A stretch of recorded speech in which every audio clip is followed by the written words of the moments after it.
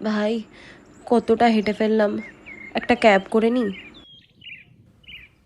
বলছি ক্যাব কেন? এই তো এখান থেকে মাত্র 2টো অটো করলে চলে যাওয়া যাবে। আসলে ওই গাড়ির এসিতে না আমার খুব কষ্ট হয়, ও অটোতেই চলে যাই। ঠিক আছে, অটো ধরে নিই।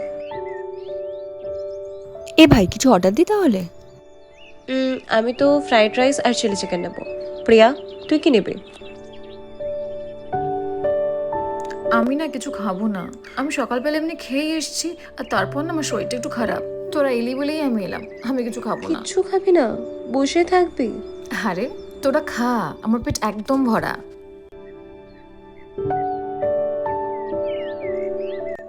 চা খাওয়া যায় বল? হ্যাঁ চ। ও বাই দ্য ওয়ে, সোনালির বার্থডেতে যাবি তো? পার হেড 300 টাকা করে ফর গিফট। শোন না, আমাকে না এখনই কাউন্ট করিস না। অ্যাকচুয়ালি ওই দিদির না একটা ইম্পর্টেন্ট কাজ ছিল, আমায় হয়তো যেতে হতে পারে। তোরা যা, আমার হলে আমি জানিয়ে দেবো। এখনো তো টাইম আছে, কাজটা তাড়াতাড়ি শেষ হয়ে গেল। বরং একটা মুভি দেখে আসি। তোরা আবার মুভি দেখতে যাবি?